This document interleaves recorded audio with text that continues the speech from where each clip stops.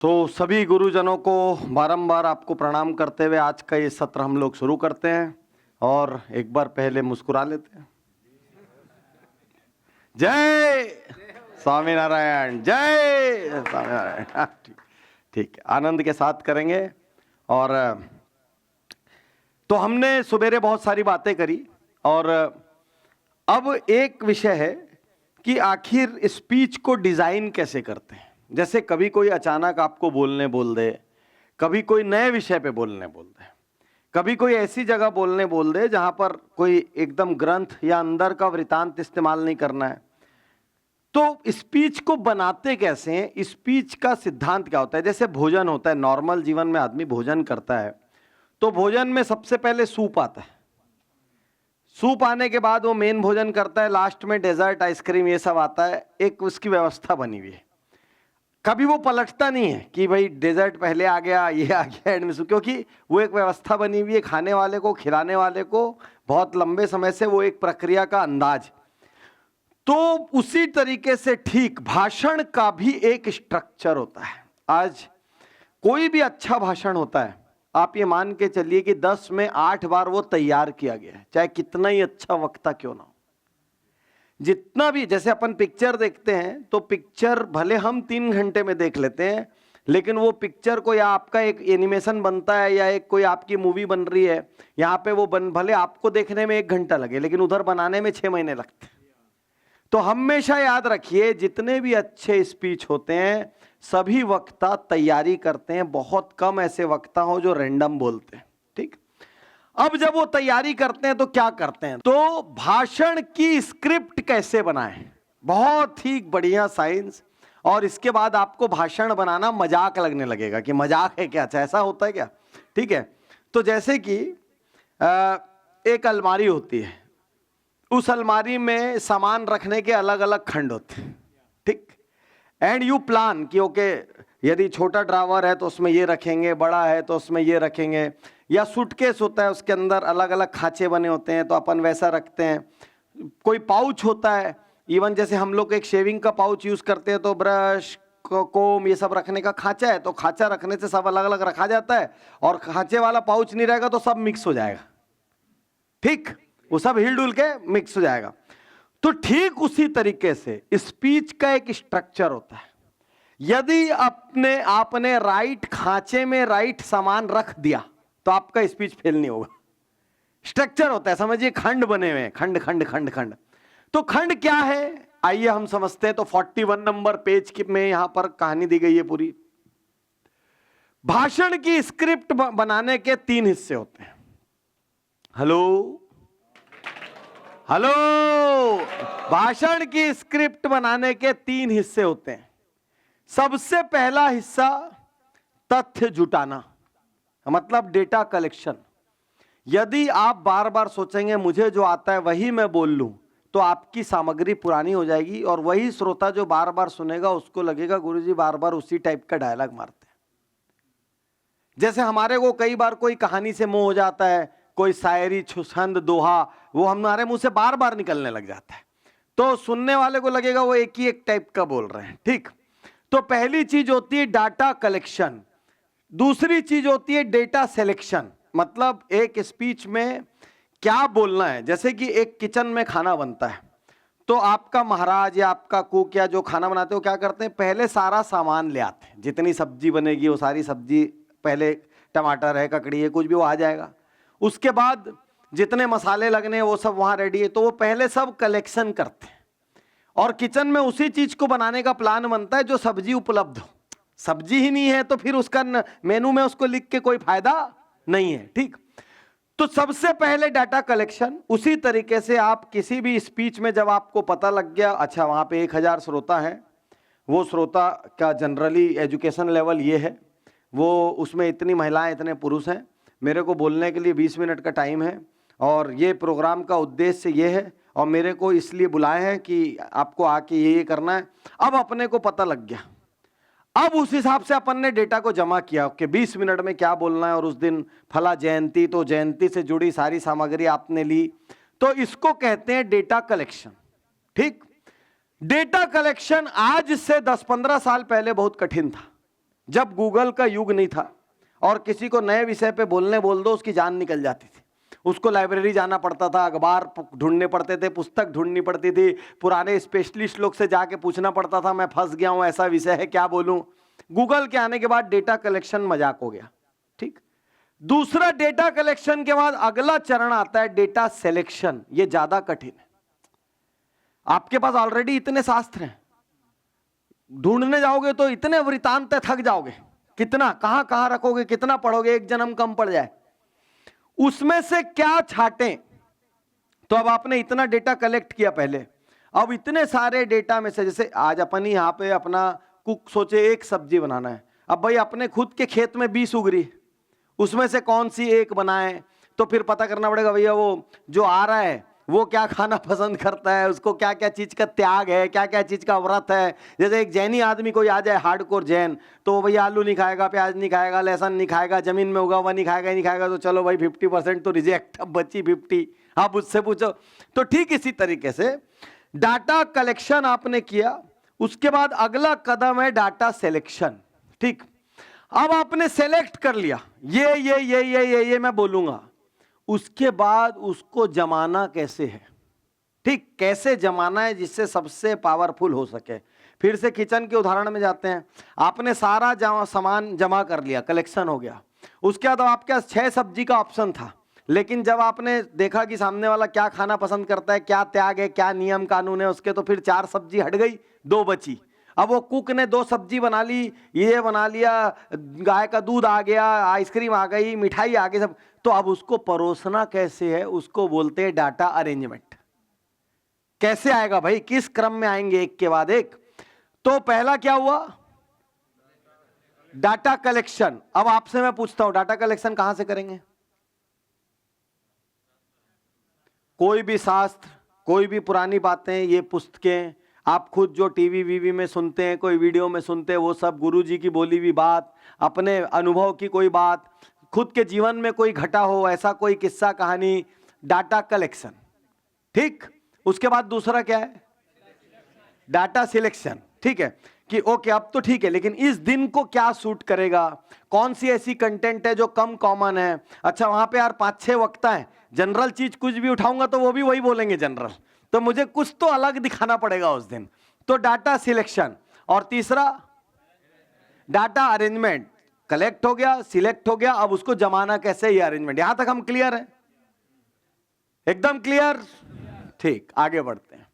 तो अब आपने जो डाटा कलेक्शन बोला, ध्यान से देखिए स्क्रीन पर क्या आ रहा है, इंटरनेट, संबंधित पुस्तक, सोर्स क्या क्या हो सकते हैं, संबंधित विषय के विशेषज्ञ, समाचार पत्र, विषय के जानकार।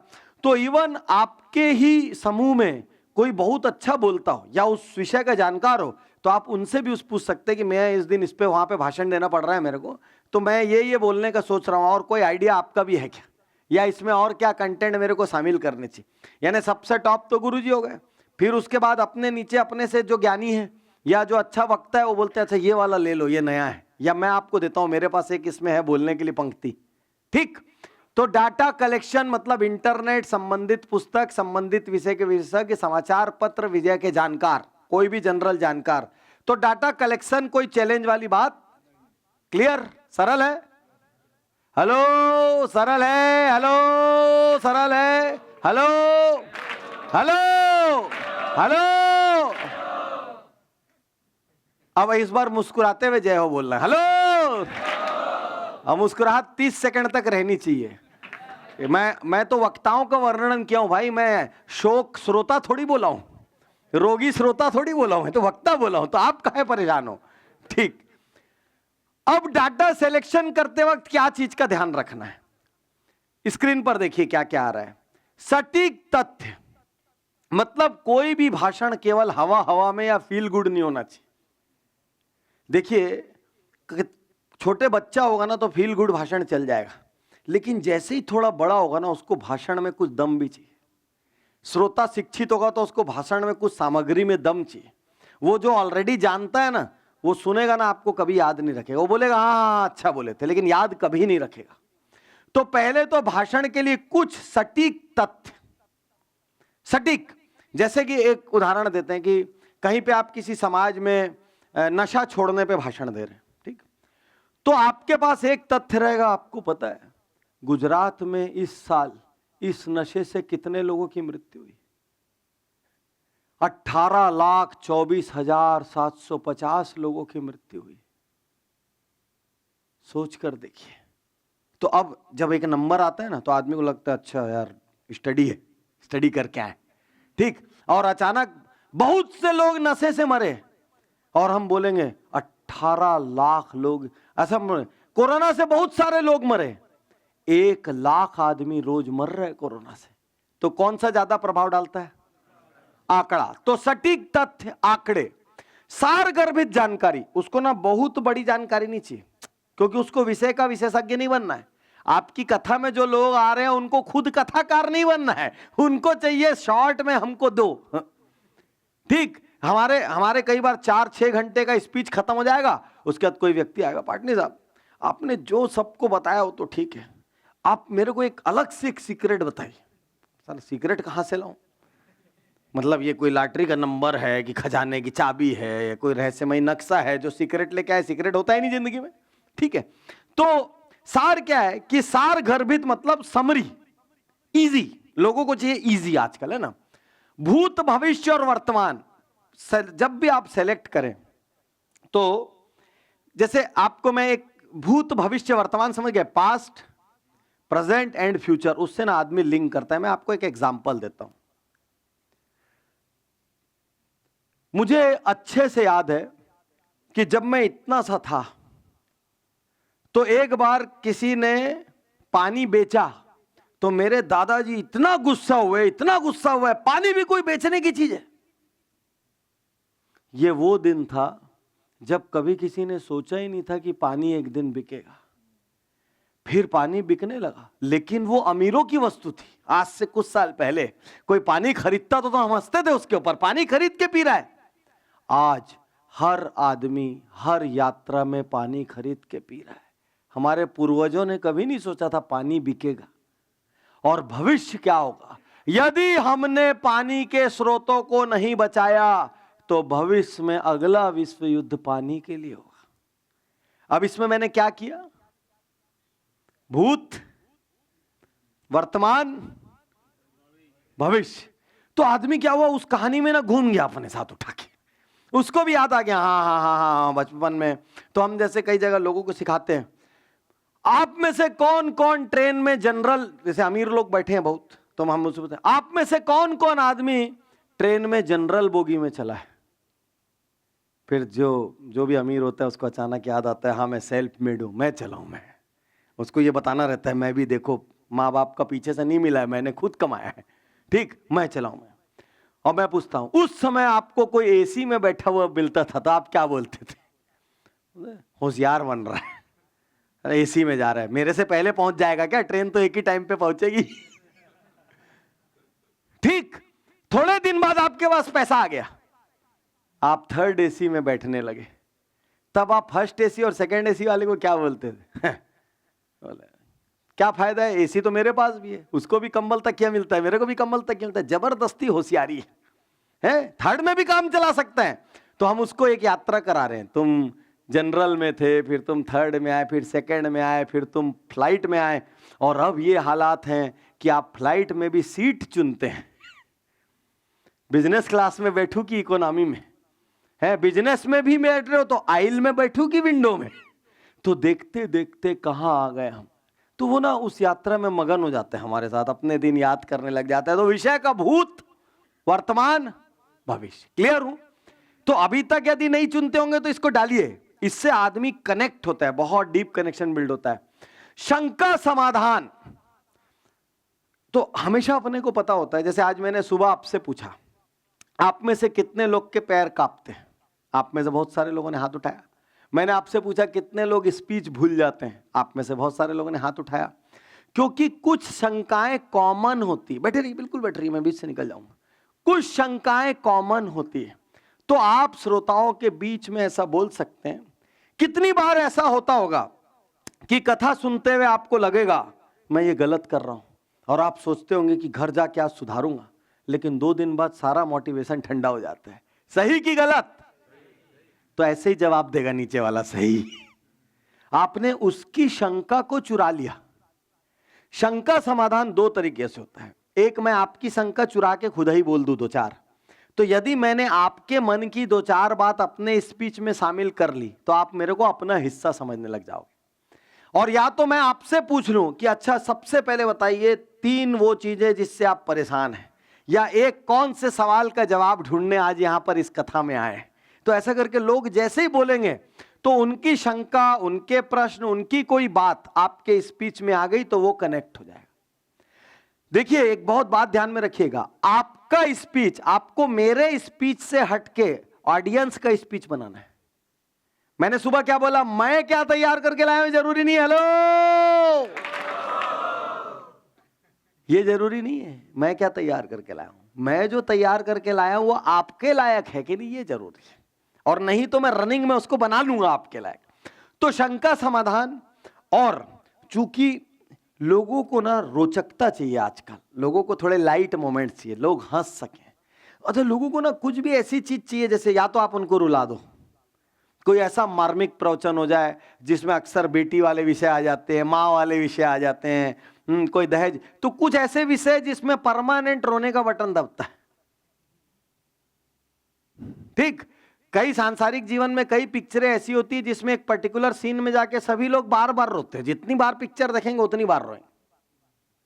तो ठीक उसी तरीके से हिंदुस्तान ना इमोशन प्रधान देश है, तो या तो आदमी को आप हंसाओ, या तो आदमी को आप रुलाओ, या तो उसको बहुत चिंता चिंतन में डालो, तब जाके वो आपको याद रखेगा।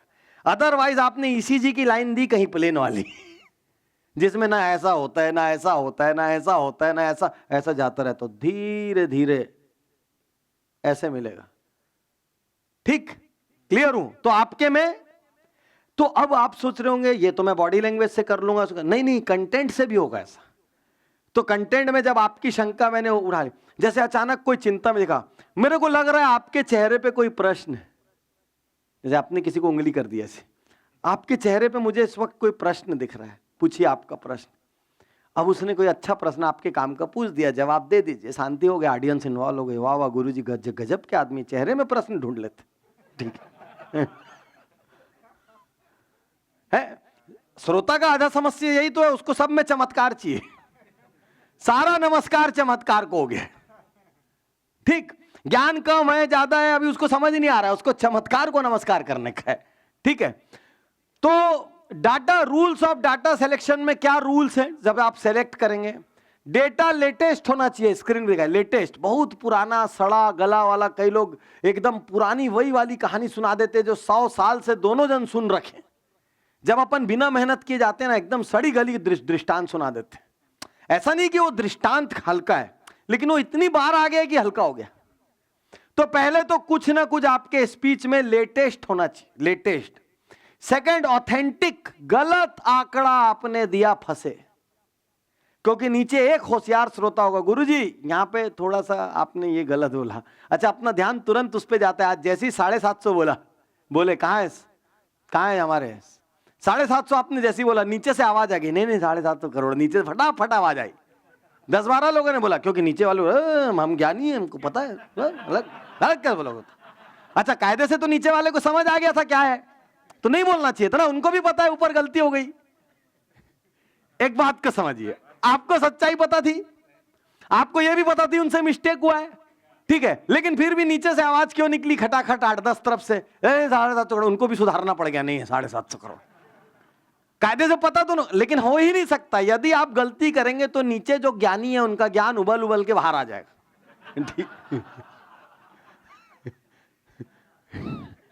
जानबूझ के नहीं आएगा, उनके पास स्टॉप का बटन नहीं है, आ जाता है अपने। कोई बटन होता तो रोक लेते, वो बटन नहीं है, वो आ ही जाता है, फट से आ जाता है ना। तो ऑथेंटिक होना बहुत जरूरी है। तो आप जब भी आंकड़े इस्तेमाल करें, कुछ इस्तेमाल करें, तो जैसे मैं आपको मेरी प्रॉब्लम बता रहा हूं, मेरे को तो ना डेट याद नहीं होती, तो मैं ना जितनी बार बोलता हूं ना कोई चीज की अलग डेट बोल देता हूं। तो मैं ना बहुत ज्यादा परहेज करता हूं, अपने भाषण में कभी डेट नहीं बोलता।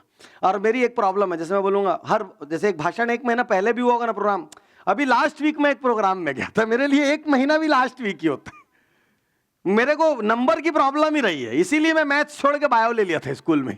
ठीक, तो जैसे मेरे को मालूम है नंबर मेरा वीक एरिया है, तो मैं नंबर को छेड़ता ही नहीं स्टेज से, या छेड़ता हूं तो प्रेजेंटेशन में नंबर दिखाता हूं, नहीं तो मैं बिल्कुल नंबर को हाथ नहीं लगाता, अपने कमजोर एरिया को नहीं छेड़ता। ठीक, मतलब इतनी बार ऐसा हो गया है कि कोई मेरे से पूछता है आप अपना क्लिनिक कब खोले थे, मैं उसको गलत डेट बता देता हूं। आपने भाषण देना कब शुरू किया था, मैं गलत ईयर बताया था। ऐसा नहीं कि ईयर सही पता नहीं है, नहीं, मेरे से नंबर टिकते ही नहीं दिमाग में। ठीक, तो हर किसी की कुछ वीकनेस होती है, कुछ स्ट्रेंथ होती है, अपने को तो अपनी स्ट्रेंथ में मैच खेलना पड़ता है। सुटेबल टू ऑडियंस सेंसिटिविटी, जब भी डाटा निकाले याद रखिए भाई, ऑडियंस मॉडर्न है, ट्रेडिशनल है, कंजर्वेटिव है, प्रयोगशीलता है, मस्ती करती है क्या, सुनना चाहती है क्या, या जरा भी लकीर की फकीर है, बिल्कुल एकदम सिस्टम में बोलो नहीं तो आपत्ति ले लेती है। हर जगह ऐसे लोग होते हैं ना जो जरा से में भी आपत्ति ले लेते हैं, एक नियम लेफ्ट राइट करोगे आपत्ति ले ले। तो suitable to audience sensitivity, ethical एक गुरु के लिए बहुत ज्यादा जरूरी। एथिकल, एथिकल का कोई मतलब बता सकता है? यस, नैतिक, नैतिक, नैतिकता से भरा हुआ।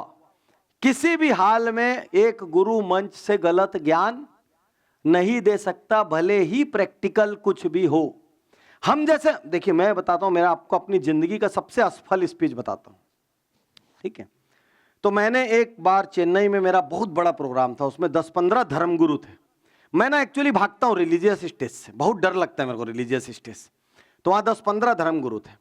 मैंने अपना स्पीच शुरू किया, अपनी बात रखी, और मैंने वहाँ पे 4 लाइन का कहानी सुनाया कि जीवन को जीने का सबसे बड़ा मंत्र है, जीवन को जीने का सबसे बड़ा मंत्र है मुंह में शक्कर, पैर में चक्कर, मुंह में शक्कर, पैर में चक्कर, सिर में बर्फ और सीने में आग। मुंह में शक्कर, पैर में चक्कर, सिर में बर्फ, सीने में आग। की दिमाग गर्म नहीं होना चाहिए, जितनी गर्मी है इधर हो, फाड़ देंगे, चीर देंगे, आग लगा देंगे, ये कर देंगे, वो कर देंगे, लेकिन इधर शांति रखो, काम शांति से होना चाहिए। अब मैंने बोला गुरुजी मुंह में शक्कर, तो मैंने कुछ उदाहरण दिए। अब मेरे बाद जिन धर्मगुरु का नंबर आया उन्होंने मेरी धज्जी उड़ा दी। उन्होंने मेरे को बोला पाटनी जी स्टेज से आप झूठ बोलना सिखा रहे हो, मतलब कहीं पे गलत हो रहा है तो उसको गलत नहीं बोलेंगे, मुंह में शक्कर रखेंगे। अरे मैं बोला मेरा ऐसा मतलब नहीं था, मुंह में शक्कर का मतलब मीठा बोलो, ये तो सामान्य बात है, मीठा बोलो। अरे नहीं, कहीं पर कड़वे की जरूरत होती है, आपके जैसे लोग ही समाज को खराब करते हैं मीठा बोलते। अरे मैं फंस गया वहां मेरे को समझ ही नहीं आया। अब मैं सांसारिक लोगों में से धीरे में से एक से पूछा, वो राजी एकदम सच्ची कहानी बता रहा हूँ, बाजू में एक आदमी बैठा था, मैंने उससे पूछा भाई यदि आपकी वाइफ बहुत गंदी भी दिखती हो शकल से, और वो एक साड़ी पहन के आए और पूछे मैं कैसी लग रही हूँ, आप बोलोगे एकदम गंदी लग रही हो, कितनी भी महंगी साड़ी खरीद लो तुम हमेशा ऐसी दिखोगे, ऐसा बोलोगे? कि आपको शायद सांसारिकता में बोलना पड़ेगा नहीं अच्छे दिख कोई भी चीज में। एक तो ये तो मैंने जो सवाल वहां किया वो बताया। तो व्यवहारिक रूप से हमको एक्चुअली कोई बहुत खराब भी दिख रहा है, खराब भी, तो हमको उसको ठीक रखना पड़ता है, ये व्यवहारिक, हमको उसका मनोबल बना के रखना पड़ता है। लेकिन मैं उस दिन फंस गया। तो कभी कभी कुछ भी विपरीत आपके साथ हो सकता है। अब एथिकल, नॉन कंट्रोवर्शियल, एक गुरु को जब तक आपका लक्ष्य ना हो मुझे प्रचार पाना है, आपका डेटा हमेशा नॉन कंट्रोवर्शियल होना चाहिए। नॉन कंट्रोवर्शियल मतलब, नॉन कंट्रोवर्शियल मतलब क्या? सिंपल इंग्लिश है, बोलिए इसका मतलब क्या? निर्विवाद। गुजराती में क्या बोलेंगे? है गुजराती में निर्विवाद है। हाँ, तो आपका डेटा ऐसा नहीं होना चाहिए कि उसकी वजह से कुछ लड़ाई झगड़ा हो जाए, या कोई ऐसी चीज हो जो सामने वाले को कोई पुराना कोई अपमान याद दिला दे। कई सच ऐसे होते हैं जिनको आप बोल भी नहीं सकते। वो सच या तो बंद कमरों में बोले जाते हैं या बहुत ही क्लोज एनवायरनमेंट में बोले जाते हैं। आपको पूरा एहसास भी होगा तो भी आप उनको स्टेज से नहीं बोल सकते। अब चाहे इसको झूठ बोलो चाहे सच, लेकिन स्टेज डुअल पर्सनैलिटी की जगह है। डुअल पर्सनैलिटी मतलब 2 पर्सनैलिटी होती है। आपको कई चीजें पता भी रहती है, आप उसको मुंह से नहीं बोल सकते। मुंह से आपको वही बोलना है जो सभा के उपयुक्त। आपको मन भी कर रहा है कोई एक श्रोता बहुत बदमाश है उसको धो डालें, कुछ ऐसा भी मन कर रहा है इसने पूरे समाज को तोड़ा फोड़ा, गलत प्रवृत्ति इसी ने शुरू की, इसने मंदिर, कहीं कोई जगह ऐसा होता है ट्रस्ट में कई लोग चोरी कर देते हैं, कई जगह क्या क्या होता है। समाज है, समाज में हर चीज होती है और सब समाज एक जैसे होते हैं, कोई समाज। हर जगह तो इंसान है ना भाई, इंसान है तो उसमें गुण भी है अवगुण भी है। तो उस वक्त हमको पता होते हुए भी हम बोल नहीं सकते। ठीक, तो यहां पर है ethical, non controversial, socially acceptable. कई चीजें ऐसी होती है जो आप घर में करते हैं, ठीक, लेकिन आप समाज में नहीं कर सकते। समाज में सामाजिक स्वीकार्यता एक शब्द होता है, जो सोसाइटी, सब लोग अपने अपने घरों में वो काम करते हैं, लेकिन फिर भी वो आके नहीं बता सकते यहां पे मैं ऐसे करता हूं, ये करता हूं, वो करता हूं, वो करता हूं, व्हाटएवर। धंधे में भी सब अपने अपने अलग अलग तरीके के काम करते हैं सामाजिक जीवन में। तो socially acceptable, suitable for time limit.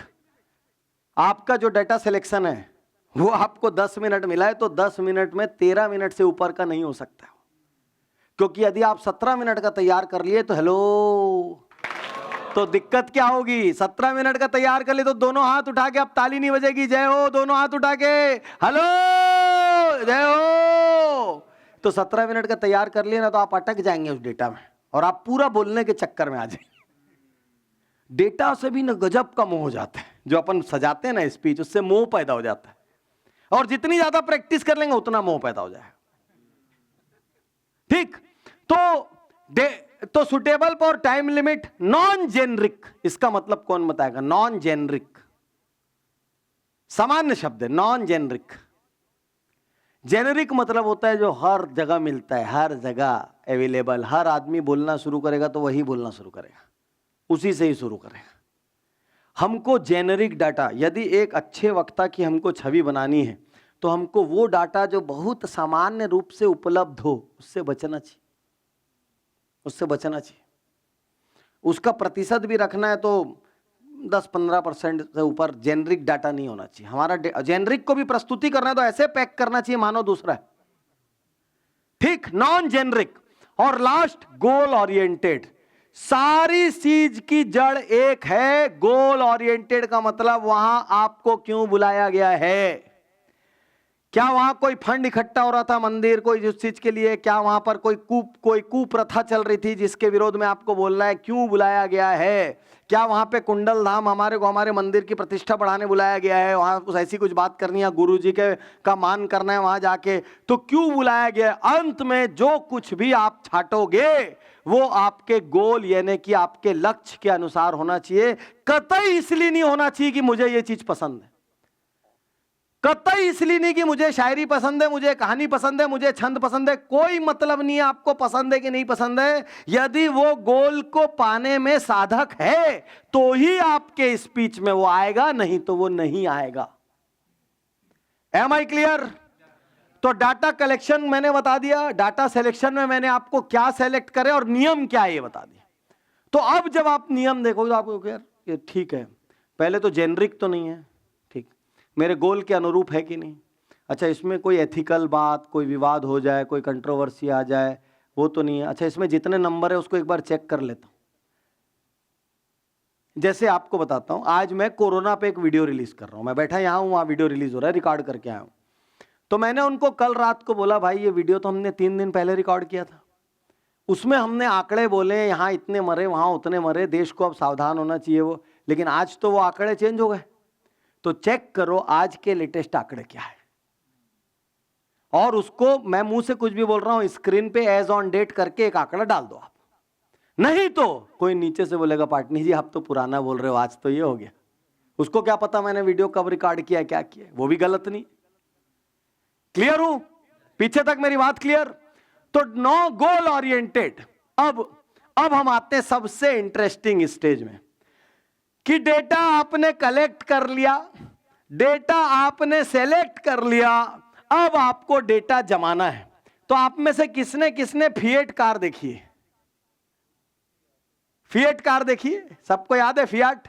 ठीक है, सामने बोना, भले वो कार नहीं चलती लेकिन पब्लिक स्पीकिंग की दुनिया में फिएट सबसे महत्वपूर्ण कार है। जो आदमी फिएट में बैठ के पब्लिक स्पीकिंग करेगा वो कभी फेल नहीं होगा। ठीक है, तो कौन सी फिएट में बैठना है, फिएट ही क्यों चुनी मैंने, आइए बताते हैं। फिएट से आपको याद रहेगा पूरा चीज। तो ये फिएट है, स्क्रीन पर देखिए, ये फिएट है, ठीक है। अब इसमें क्या दिख रहा है? ये एक ऐसी कार है जिसमें बोनट और डिक्की लगभग एक बराबर है। ठीक, अब आपको एकदम याद रहेगा। तो अब आपको फिएट में सामान रखना है, समझो ये कार खाली है अंदर से, कुछ सामान अपने को बोनट में डालना है, कुछ सामान अपने को बीच में बॉडी में डालना है और कुछ सामान अपने को डिक्की में डालना है। तो स्पीच के टोटल 3 हिस्से होते हैं, एक ओपनिंग ऑफ स्पीच, एक बॉडी ऑफ स्पीच और एक क्लोजिंग ऑफ स्पीच।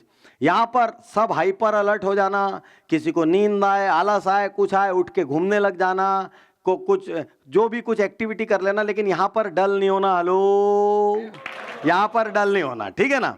तो ओपनिंग पूरा सेंटर, बॉडी और क्लोजिंग। अब बताओ इसमें बड़ा हिस्सा कौन सा है?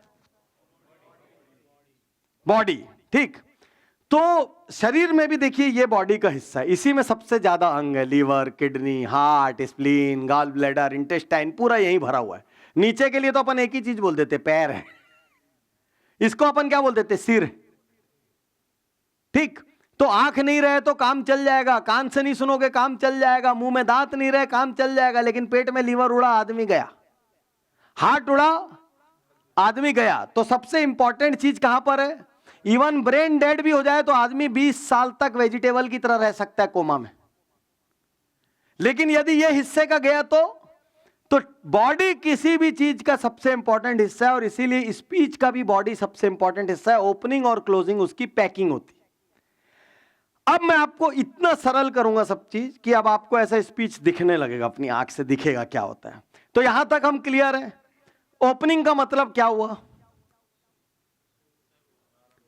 शुरुआत करना। आज हमारे सब लोगों ने कौन सी ओपनिंग करी? वो बहुमान करते हुए अपने, आप लोग क्या बोलते हैं, वाला वाला क्या होता है वो? वाला वाला महाराज, मतलब ये भगवान का नाम बोलते हैं क्या, वाला वाला महाराज? हाँ, अच्छा, उसका मतलब ये है वाला वाला महाराज। अच्छा, तो आप में से सब लोगों ने क्या किया? मैक्सिमम लोगों ने वाला वाला महाराज को किया, फिर गुरुजी को किया, फिर आपको किया। ये दुनिया का सबसे स्टैंडर्ड ओपनिंग है कि आपने आसपास वाले लोगों को आदर वादर दिया जो बड़े थे और उसके बाद शुरू किया, तो ये ओपनिंग कहते हैं इसको, ठीक। उसके बाद आपने जो कुछ बोला वो सब बॉडी, और एंड जहां पर आप करते हैं वो होता है क्लोजिंग। अब आप समझो कि आपको हर स्पीच में 3 खंड है आपकी अलमारी में, एक ओपनिंग, बॉडी और क्लोजिंग। जब छोटा स्पीच होगा, यदि 10 मिनट का समय है तो 2 मिनट ओपनिंग को मिलता है 20%, 2 मिनट क्लोजिंग को मिलता है। बॉडी को कितना मिला? 60%। 20 ओपनिंग, 20 क्लोजिंग, बॉडी 60, मतलब 2 minute opening, hello, 2 minute closing, hello, 2 minute body, 6 minute body, hello, और ओवरऑल मिला के हुआ 10 मिनट। ऑडियंस ऐसी हो जाती है, जैसे आप जब स्टेज को कंट्रोल कर रहे हो ना, तो ऑडियंस बिल्कुल वो अपने आप उसके मुंह से जय हो निकल जाएगा, आप बुलवाओ चाहे नहीं बुलवाओ, रंग में है। जब वक्ता और श्रोता एक सुर में होते ना तो रंग में होते। श्रोता ना एक कदम आगे जाके ताली बजाने के लिए तैयार रहते, पहले से प्रेडिक्ट करने लग जाता है, अभी इंटरेस्टिंग चीज आएगी, ऐसा करूंगा। वो प्लान नहीं करता, यहां से होता है सब, ठीक। तो फिर से हम आते हैं, ओपनिंग, बॉडी, क्लोजिंग। क्लियर है यहां तक? 100%। अब मैं ओपनिंग बता रहा हूं आपको, ओपनिंग क्या होती है। तो पेज नंबर 46 में ओपनिंग दी गई है। अभी शाम को जो भी लोग डेमो करेंगे तो आपको ओपनिंग के बारे में, ओपनिंग का ध्यान रखना होगा। अभी ओपनिंग ऑफ स्पीच क्या होती है? देखिए, ओपनिंग ऑफ स्पीच, ओपनिंग 10 से 20% हिस्से को कहते हैं, ठीक। मैंने अभी आपको बताया 2 पर। अच्छा, अब मैं आपसे एक सवाल पूछता हूं, सामान्य ज्ञान से इसका जवाब देना। जब एक कथा 1 घंटे की हो तो ओपनिंग कितनी देर की होगी? इसमें सामान्य ज्ञान लगेगा।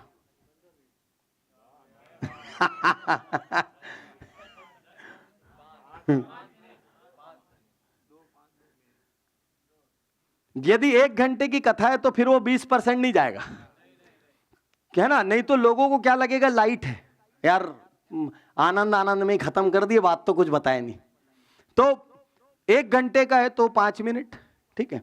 1 घंटे का है तो 5 मिनट ओपनिंग, 5 मिनट क्लोजिंग, बाकी बॉडी। और छोटा है तो 20%, क्योंकि 2-4 मिनट तो लग ही जाता है ऑडियंस को समेटने में, ठीक है। तो अब ओपनिंग में देखिए सनसनीखेज तथ्य। अब यहां पे मैंने क्या किया है, हर चीज को एग्जाम्पल से बताया है। तो आज जो आपने किया उसको हम लोग बोलते हैं आदर उद्बोधन, आदर देना, उद्बोधन में वो शैली, आदर शैली, ठीक है। अब बहुत कुछ हो सकता है यहां पे, देखो कितने तरीके से शुरू हो सकता है। कोई कविता या शायरी से शुरू करना, ठीक। आप आए और आपने सिर्फ शायरी, जैसे मैं किसी मंच पे आया और कोरोना काल है तो एक स्पीच है कहीं पे, समाज ने बुलाया मेरे को, तो मैं आया हूं मंच पे, मैं शुरू कर रहा हूं। मैं हर चीज का आपको डेमो देता हूं, है ना, तो सही रहेगा। अपने पास शैलियों का, कुछ शैलियों का डेमो देता हूं। ये माइक को मैं यूज करता हूं इसके लिए, ठीक है। तो शैलियां कितनी, एक क्षण समझ लेते हैं। एक शैली है सनसनीखेज तथ्य। जैसे तथ्य आदमी निकालते हैं, आप में से कितने लोगों ने आज सुबह का अखबार पढ़ा। सोचिए आप स्पीच पे आए, आपने आदर शैली से भी शुरुआत की, क्योंकि संत समाज को वो शैली लेनी ही पड़ेगी। आप अपनी बात पहले भगवान को प्रणाम किए बिना, गुरु को प्रणाम किए बिना शुरू कर ही नहीं सकते। मैं समझता हूं वो स्टैंडर्ड होगा, ठीक। तो आपकी ओपनिंग एक्चुअली उसके बाद शुरू हो रही है, वो तो स्टैंडर्ड फॉर्मेट हो गया उसका। अब आप सोचिए आपने जो भी किया और आप पूछ रहे हैं, आप में से कितने लोगों ने आज सुबह का अखबार पढ़ा। आपको पता है आज के अखबार में 245 जाने गई है सिर्फ एक कारण से। मैंने आज के अखबार को पढ़ के टोटल किया, 245 जाने गई सिर्फ एक कारण से। कौन सा एक कारण? अब आदमी क्या है, नीचे वाला सोच में पड़ गया, अरे यार क्या चीज में जान गई इतनी, अखबार तो मैं भी पढ़ा हूं, उसमें तो लिखा नहीं था 245 मरे, ठीक। अब आप क्या बोल रहे हैं, आज के अखबार में अलग अलग दुर्घटनाओं में, किसी में तेज गाड़ी चलाने की वजह से, किसी में नशे से गाड़ी चलाने की वजह से, किसी में लापरवाही से, आज में वाहन दुर्घटना में 200 इतने लोगों की मौत हुई। आपकी जान कीमती है। और यहां से आप शुरू, जैसे मेरे को मान लो कोई ऐसी जगह स्पीच देना है जहां मेरे को लोगों को, भैया संभल के गाड़ी चलाओ, जान का ध्यान रखो, वो टॉपिक है, तो मैं एक आंकड़े से शुरू कर लूं, सनसनीखेज तथ्य से शुरुआत, कविता या शायरी से शुरुआत, कोई मार्मिक जगह है और मैं शुरू कर रहा हूं। मैंने अपनी बात शुरू की, आदर जो भी किया, सैर करने में चला दिल में कुछ अरमान थे, सैर करने में चला दिल में कुछ अरमान थे, एक तरफ जंगल ही जंगल, एक तरफ शमशान थे, पैर हड्डी पे पड़ा, पैर, अब जब आप ऐसा करके छोड़ देंगे ना तो नीचे से आवाज आती है, ठीक। तो ये आपकी आदत में आना चाहिए कि आप छोड़ें। पैर हड्डी पे पड़ा, हड्डी के ये बयान थे, चलने वाले चल संभल के, हम भी कभी इंसान थे, हम भी कभी इंसान थे। दोस्तों आज इंसानी जिंदगी की कदर इतनी कम क्यों हो गई? ऐसा क्यों हो गया कि रास्ते में कोई एक्सीडेंट में पड़ा रहता है, हम उसके लिए रुकते तक नहीं। कोई भूख से मरता रहता है, हम उसको 4 रोटी की व्यवस्था नहीं कर सकते। इंसानी जिंदगी की कदर इतनी कम क्यों? अब मुझे कोई दया पे बोलना है, चैरिटी पे बोलना है, और मैंने यहां से शुरू किया और शुरुआत में शायरी से स्टार्ट किया डायरेक्ट। क्या होगा, ऐसी शुरुआत, ऐसी ओपनिंग को लोग याद रखेंगे। अब आप समझिए आपके पास ओपनिंग का एक खंड है, अलमारी का खाचा, ये गाड़ी ओपनिंग, उसमें कुछ रखना है। आप उसमें तथ्य रख सकते हो, उसमें शायरी रख सकते हो, आप उसमें कहावत रख सकते हो, जो आज आपने किया अभिवादन, वो अभिवादन रख सकते हो, हास्य रख सकते हो। कई लोग एक जोक से शुरुआत करते हैं, एक जोक से शुरुआत करते हैं। तो मैं जैसे स्टेज पर जाऊं और छोटे छोटे बच्चे रहें, मान लो कोई स्कूल में मेरा प्रोग्राम चल रहा है, ठीक, और मैं हास्य से शुरुआत कर रहा हूं। सोचिए स्कूल में प्रोग्राम चल रहा है और मैं बच्चों की तरफ ऐसा मुस्कुरा के देख रहा हूं। मैं अभी स्टेज पे आया ही हूं, बच्चे बैठे हैं, उनको लगा अंकल बोर करेंगे आज हमको। स्कूल में बच्चे को यही रहता है, अंकल तो झिलाएंगे अभी भारी, बोर करेंगे। और अंकल आए। आपको पता है आप में से एक बच्चा भी मेरे जैसा नहीं है, मेरे जैसा एक बच्चा नहीं है। अच्छा एक बात बताओ, आपको जब क्लास से बाहर निकालते हैं तो कैसा लगता है? तो बच्चे नॉर्मली क्या बोलेंगे? ये बदमाश टाइप के स्टूडेंट थे पुराने जमाने के, ठीक। तो बच्चे जैसे सीरियस रहेंगे, अब नहीं, नहीं, नहीं, नहीं। आपको पता है मेरे को रोज मेरी मैडम क्लास में से 4 पीरियड बाहर निकालती थी, ठीक। आपको पता है, और आपको पता है कि कई बार ना मैं क्लास छोड़ के खुद चला जाता था, क्योंकि मेरी और मेरी मैडम के बीच में एक कॉन्ट्रैक्ट था।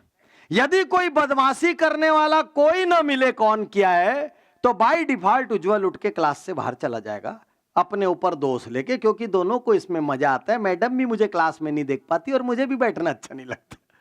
तो बच्चे, तो जब मैं स्कूल कॉलेज के अपने ट्रू किस्से सुनाता हूं, मतलब मेरा ट्रू किस्सा है कि मैंने सिक्का उछाल के सब्जेक्ट लिए, मैं सारे, तो मैं जब बच्चों को बताता हूं, मैं आईआईटी गया, सुनिए मैं आपको मुंबई आईआईटी का किस्सा सुनाता हूं। मैं आईआईटी में घुसा और सब आईआईटीएन बैठे, आज तो पाटनी जी आए मुंबई आईआईटी, एकदम पूरा हाल खचाखच भरा हुआ है। और मैं घुसते साथ माइक पे आया मेरे को, और शुरू क्या किया, मैं एक्चुअल शुरुआत बता रहा हूं। अभी जब मैं गेट से घुस रहा था, आपको पता है वो गेट मेरे से बात कर रहा था। वो गेट मुझसे कह रहा था, तुझे यहां घुसने किसने दिया। अभी जब मैं इस हॉल में आ रहा हूं, ये छत मेरे से कह रही है, जल्दी निकलो पाटनी जी, नहीं गिर जाऊंगी आपके ऊपर।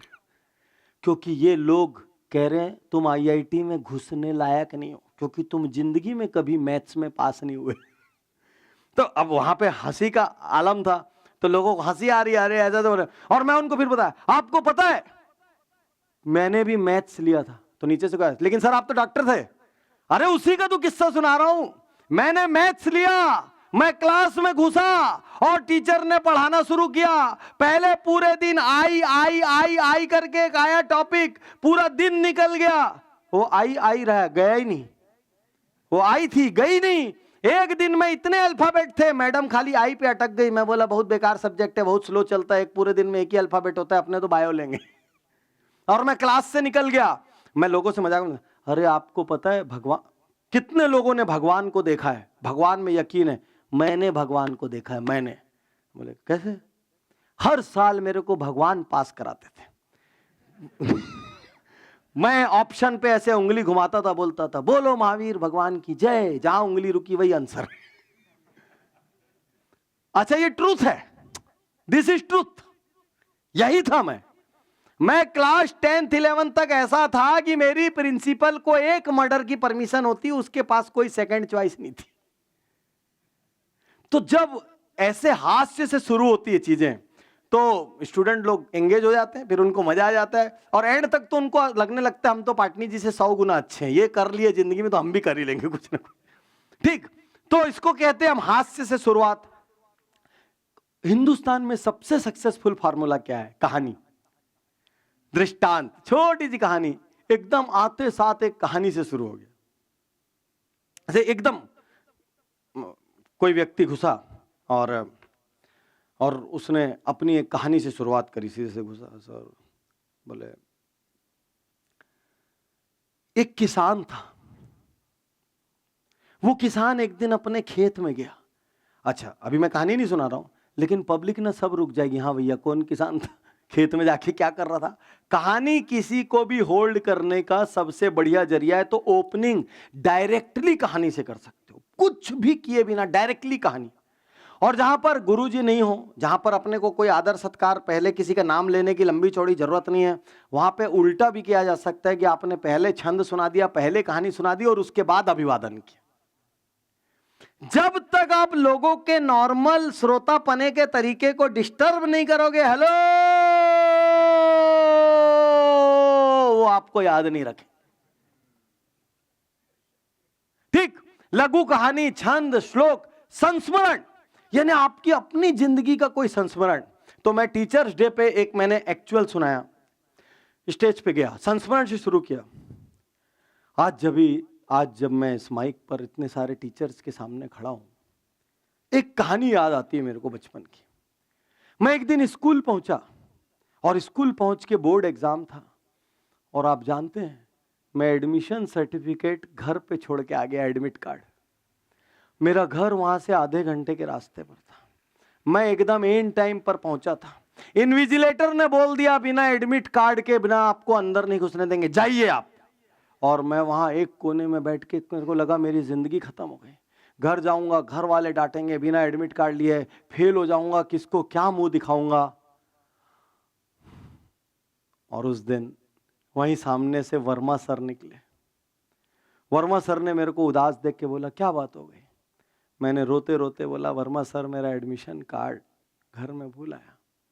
वर्मा सर ने मेरा हाथ पकड़ा, लेके प्रिंसिपल के पास गए, बोले सर इसको एडमिट कीजिए। इनविजिलेटर ने बोला यदि ये लड़का फेक हुआ तो, यदि ये स्कूल का नहीं हुआ तो मैं गारंटी लेता हूँ, मैं पेपर पे साइन करके दे रहा हूँ, यदि कुछ भी गड़बड़ हुआ तो मैं जिम्मेदारी लूंगा, आप मुझे तत्काल बर्खास्त कर दीजिएगा, लेकिन इस लड़के का भविष्य खराब मत करिए, इसको अंदर घुसने दीजिए। वर्मा सर ने मेरे लिए रिटर्न गारंटी दी और उस दिन मैं एग्जाम में बैठ पाया। वो देवदूत बन के आए थे। यदि वर्मा सर नहीं होते तो क्या होता? टीचर्स डे के दिन आप सभी गुरुजनों को बहुत सारा प्रणाम करके मैं आज की बात शुरू करता हूं। सर ये क्या था और हिस्सा कौन सा है? ओपनिंग। ओपनिंग के हिस्से में मैंने क्या फिट किया? संस्मरण, अपना संस्मरण। अपने संस्मरण की खूबसूरती क्या है, उसको कोई काट नहीं सकता। औरंगजेब ने कब क्या किया, नेल्सन मंडेला ने कब क्या किया, महात्मा गांधी ने क्या किया, ये सब काट सकते हैं, नया फैक्टर लेके आ सकते हैं। आपकी जिंदगी में कोई कहानी सुना दो, कोई माई का लाल काट नहीं सकता। मेरी जिंदगी है, मेरे को पता है हुआ, तुम भाड़ में जाओ, तुमको नहीं पता, नहीं पता, मेरे को पता हुआ है। और जितनी भी नई कहानी रचना हो वो अपनी जिंदगी में रचने का। ठीक है, कभी कभी कई विषय पे कहानी नहीं मिलती, ठीक, बढ़िया कहानी बनाओ, अपनी जिंदगी में डालो, भले उसमें खुद का मजाक उड़े, खुद की अच्छाई हो, भलाई हो, अपनी जिंदगी में डालो, कोई विवाद नहीं हो सकता उससे। ठीक, तो कहानी से ओपनिंग और कभी कभी प्रशंसा से ओपनिंग। जैसे मैं आया, मैंने जिस क्षण कुंडल धाम की भूमि पर पैर रखा, मेरे को ऐसा लगा यह भगवान की भूमि है। मेरे मन से जैसे पूरी चिंताएं मिट गई, अचानक मेरा दिमाग प्योर हो गया और मैं इतना खुश हो गया जैसे कि पता नहीं किसने मुझे याद करके यहां बुलाया हो, जैसे मेरी किस्मत में हो कि आज तुमको यहां आना है, तुमको यहां पहुंचना है। एक एक कण इतना पवित्र। मैं क्या कर रहा हूं? मैं प्रशंसा से ओपनिंग कर रहा हूं, और जैसे ही मैं प्रशंसा से ओपनिंग करूंगा तो नीचे जो श्रोता है वो या तो अपनी या अपनी जगह की या अपने शहर की या जिसकी भी प्रशंसा सुन के उनको अच्छा फील होता है। राइट, प्रशंसा से ओपनिंग, ठीक है। और कई बार कोई एक वीडियो से ओपनिंग करता है, इसको सहयोगी तकनीकों से ओपनिंग बोलते हैं। वीडियो से ओपनिंग करता है, कोई स्लाइड दिखा के ओपनिंग करता है, कोई एक अखबार की कतरन, देखिए इसमें क्या है, आज क्या छपा, देखिए, ये सब सहयोगी तकनीक है। तो क्या ओपनिंग क्लियर हो गई? तो आज तक आप किस तरीके से ओपनिंग करते थे?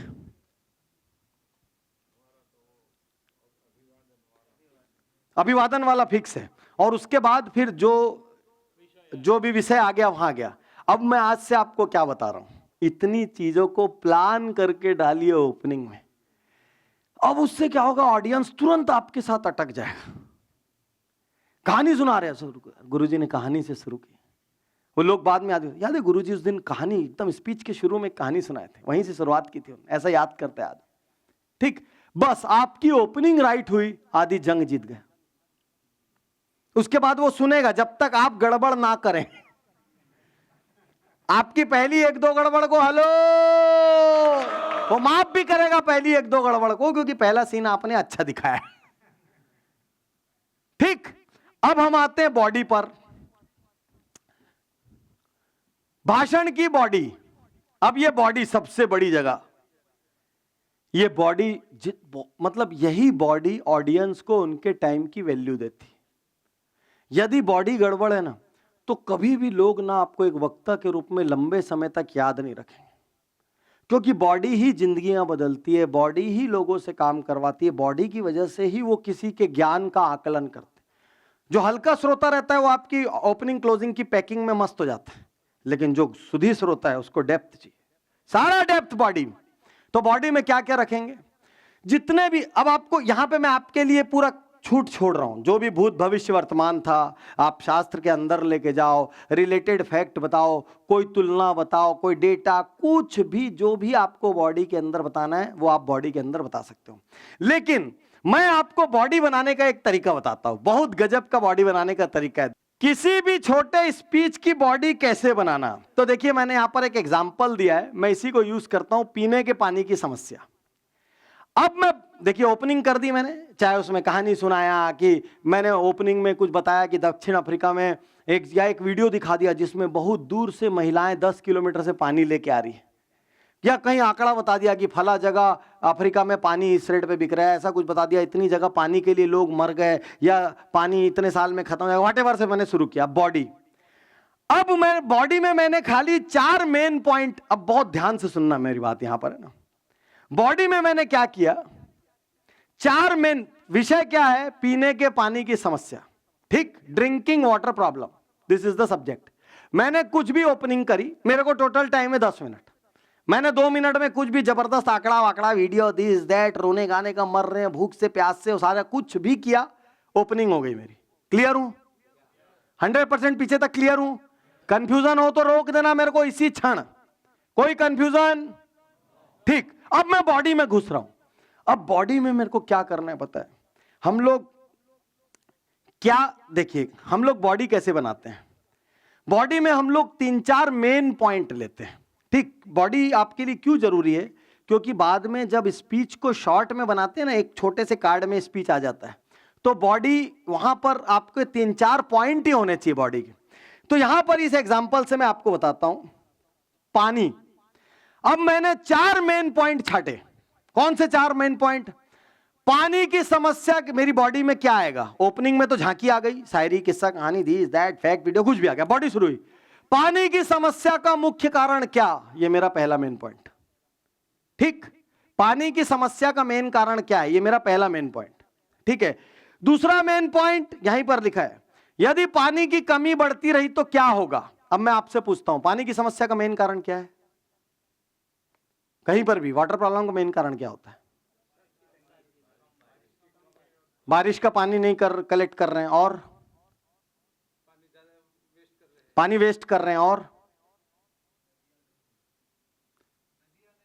वहां पर नदियां नहीं है, या जो नदी है वहां पे खूब कंस्ट्रक्शन कर रहे हैं, पेड़ कट रहे हैं, कंक्रीट का जंगल बन रहा है, और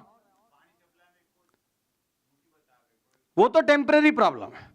किसी जगह का पानी ड्राई हो रहा है, वो तो टेम्परेरी हो, पाइप का कोई प्रॉब्लम सुधर जाएगा। तो पानी की समस्या के मेन 3-4 कारण है। एक, पानी को कंजर्वेशन ना करना, एक पानी के नए सोर्स ना बनाना, एक पानी जो है वहां पे वाटर सोर्सेस, कुएं बंद कर देना, तालाब बंद कर देना, उन पे बिल्डिंगें खड़ी कर देना, ठीक। जमीन के अंदर तक अंडर वाटर पूरा पानी निकाल लेना, वहां पे कोई ऐसी इंडस्ट्री लगा देना जो बहुत सारा पानी खाती है। तो अब मेरे को जब शुरू करना है, मेरा पहला मेन पॉइंट क्या है, देखो सिर्फ 4 मेन पॉइंट में स्पीच खत्म है। मेरा पहला मेन पॉइंट है, पानी की समस्या के मुख्य कारण क्या। हेलो, पहला मेन पॉइंट। मेरा दूसरा मेन पॉइंट, पानी की कमी बढ़ती रही तो क्या होगा। आपसे पूछ रहा हूं क्या होगा, जीवन दिक्कत में आएगा, और बोलिए बोलिए बोलिए, क्या होगा, लोग मरेंगे, पशु पक्षी मरेंगे, और क्या होगा, हाथ खोल लीजिए, और क्या होगा, ठीक है, और क्या होगा, और क्या होगा, लोग माइग्रेट करेंगे, वेरी गुड फैंटास्टिक पॉइंट, लोग माइग्रेट करेंगे, शहर खाली हो जाएगा, सूना सपाट हो जाएगा, पानी और एक्सट्रीम में जाएंगे ना तो पानी के लिए युद्ध हो जाएगा, ठीक। कब बीच में तो बात आई थी अगला वर्ल्ड वॉर वाटर पे। तो आप ये समझिए, मेरा दूसरा पॉइंट है पानी की, अब मैं दूसरा पॉइंट है पानी की कमी बढ़ती रही तो क्या होगा। अब मेरा तीसरा मेन पॉइंट, पानी का दुरुपयोग कैसे रोकें, how to avoid wastage of water, या how to stop wastage of water, या मिसयूज ऑफ वाटर कैसे रोकेंगे। मतलब जुडिशियसली, सोच समझ के यूज करें, और हर घर में, हर शहर में रेन वाटर हार्वेस्टिंग होना चाहिए, हर जगह वापस से पुराने कुएं, तालाब वालाब को जिंदा करना चाहिए। एक तालाब की वजह से आसपास 5 किलोमीटर जगह का वाटर चार्जिंग हो जाता है, जमीन में पानी आ जाता है। तो पानी का दुरुपयोग कैसे रोकें, और लास्ट में क्लोजिंग। मैंने यहां पे एक और चौथा पॉइंट किया, पानी का संग्रह कैसे करें। मैं इसको स्पीच में डालता हूं, मैं स्पीच दे रहा हूं आपको तेजी से, बॉडी में घुस गया सीधा। मैंने ओपनिंग में कुछ भी बोला, उसके बाद मैं बॉडी शुरू कर रहा हूं। दोस्तों, आप जानते हैं पानी की समस्या का सबसे प्रमुख कारण क्या है? प्रमुख कारण है पानी की बर्बादी। हर दिन एक आदमी दाढ़ी बनाता है और नल को खुला छोड़ देता है, एक बाल्टी पानी उसी वक्त खत्म हो जाता है। एक कार धोता है, वो कार को बाल्टी से नहीं धोता, पाइप चालू रख के धोता है, 10 बाल्टी पानी एक कार धोने में खत्म हो जाता है। घरों में रेन वाटर हार्वेस्टिंग नहीं है। हम हर जगह कंक्रीट के जंगल बनाते चले जा रहे हैं। हमने तालाबों को बंद कर दिया, हमने कुओं को पाट दिया। अरे पानी मिलेगा कहां से? कहां से मिलेगा? पानी की समस्या बढ़ने का मुख्य कारण यही सब है। और यदि यह बढ़ता रहा तो क्या होगा? अब मैं घुस गया हूं सेकंड पॉइंट में। मेरा पहला मेन पॉइंट क्या थी? पानी की समस्या का मेन कारण क्या? तो बॉडी में खाली 4 मेन पॉइंट सोचना पड़ता है बस। तो मैंने मेन पॉइंट सोचा समस्या का कारण, बस उतना ही लिखा है अपने कार्ड में, समस्या का कारण मेन पॉइंट। उसके नीचे की पूरी कहानी अपने आप मुंह बोल देगा। दूसरा मेन पॉइंट लिखा बढ़ता रहा तो क्या होगा? यदि पानी की कमी इसी तरीके से बढ़ती रही, यदि इसी तरीके से होता रहा, एक दिन पीने का पानी नसीब नहीं होगा। आज 10 रुपए बॉटल खरीद रहे हो, कल 100 खरीदोगे, फिर 1000 खरीदोगे, कहां से लाओगे? पशु पक्षी मरेंगे, लोग शहर छोड़ेंगे, पूरा व्यापार खत्म हो जाएगा। और कल हमारी संतानें, आने वाली नस्लें हमको कोसेगी, हमने उनको कौन सा भविष्य दिया? कौन सा भविष्य दिया? तो आज से हमको क्या करना है? पानी का संग्रह कैसे करेंगे? सबसे पहले हर आदमी अपने अपने घर में रेन वाटर हार्वेस्टिंग शुरू करेगा। आज के बाद हम कहीं पर भी एक भी नल, टोटी, टाकी खुली नहीं छोड़ेंगे। हम सब संकल्प लें, यदि हम में से हर आदमी 10-10 पेड़ लगाएगा, पानी वापस लौट के आएगा। यदि हमारे शहर में, हमारे आसपास एक कुआं बंद होता है, आज तक हमने अपनी जमीन जायदाद के लिए आंदोलन किया, एक कुआं तालाब बंद होगा, उसके लिए हम आंदोलन करेंगे, बंद नहीं होना चाहिए। मैंने 3 पॉइंट तो बोल दिए, हो गया मेरा मेन पॉइंट। समस्या का मुख्य कारण क्या? नहीं रोका तो क्या होगा? पानी का संग्रह कैसे करें? हो गया। अब मेरे को एंड में अपील करना है। अब मैं आ रहा हूं क्लोजिंग। क्या मैं बॉडी में क्लियर हूं?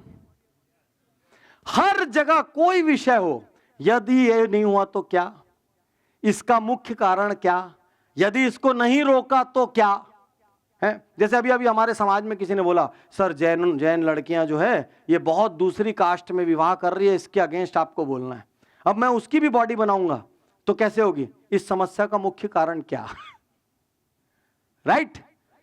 तो मेरे को एक गुरु महाराज ने बोला, यार पाटनी साहब आपकी मदद की हमको बहुत ज़्यादा ज़रूरत है। अपने समाज की लड़कियां दूसरे समाजों में जा रही हैं, जहाँ नॉनवेज चलता है, ये चलता है, फिर उनकी लाइफ चेंज हो जाती है। अपन लोग जैनी लोग हैं, ऐसा नहीं होना चाहिए, कल्चर खराब हो रहा है, इसको कैसे बदले? यदि मैं स्पीच दूंगा, मेरे स्पीच की बॉडी तब भी वैसी आएगी। समस्या का मुख्य कारण क्या? तो अपनी समाज में ऐसे लड़के नहीं मिल रहे हैं, समाज का एक्सपोजर गलत हो जाना, बचपन से संस्कार नहीं देना, वो लोगों को मोबाइल का बहुत ज़्यादा उपयोग, उस पर नज़र नहीं रखना, क्या समस्या का मुख्य कारण क्या? यदि बढ़ती रही तो क्या होगा? बॉडी का अगला पॉइंट, यदि बढ़ती रही तो एक दिन हमारा जो समाज है उसका कोई स्ट्रक्चर ही नहीं बचेगा। दिस दैट, इसको कैसे रोके? हो गया तो मेरा बॉडी।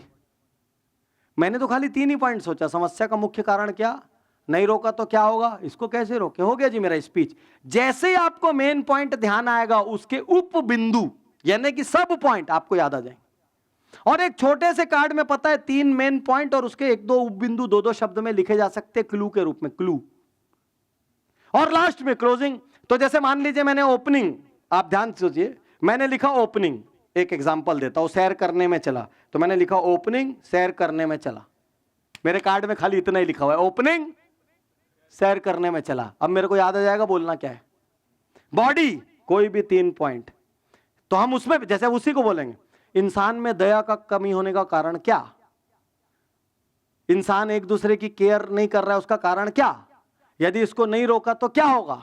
इसको सुधारने के लिए हमको क्या करना चाहिए? हो गया। और लास्ट में मेरे को जो भी क्लोजिंग डालनी है। लेकिन क्या मेरी बात आपके अंदर गई? तो मैं आपको कोई भी विषय की बॉडी बनाने बोलूंगा, बना दोगे? है?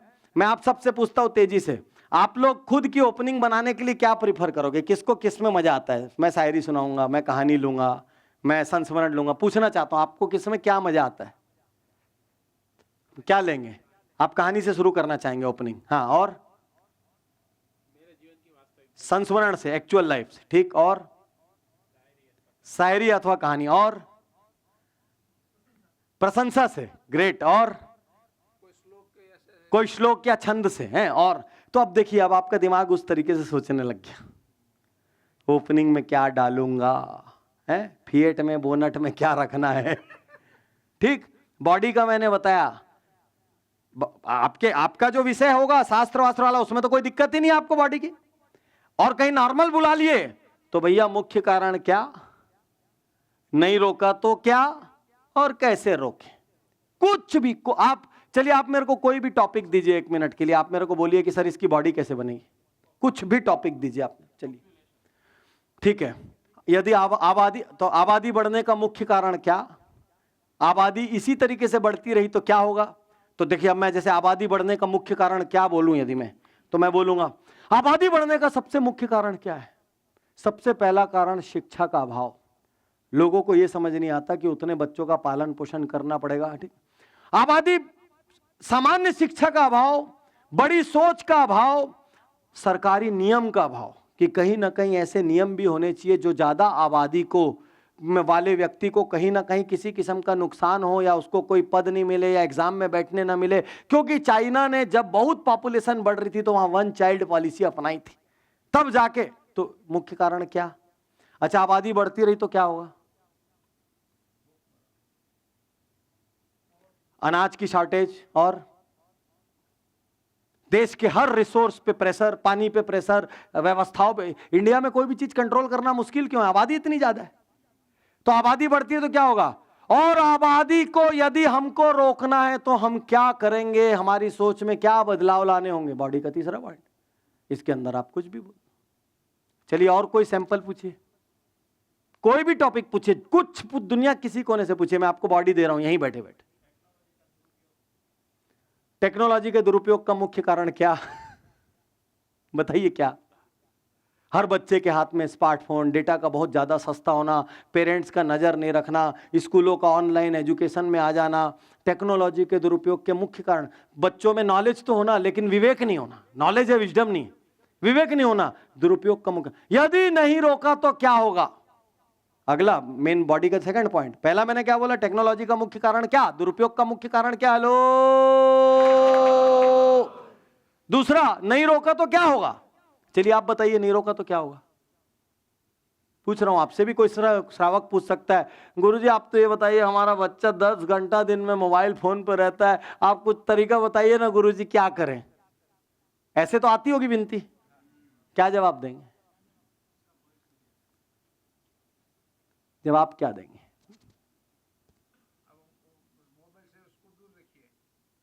तो ये अब में बॉडी में 3 बिंदु थे। एक, टेक्नोलॉजी के दुरुपयोग का मुख्य कारण क्या, बॉडी का दूसरा बिंदु था, यदि इस दुरुपयोग को नहीं रोका गया आज तो क्या।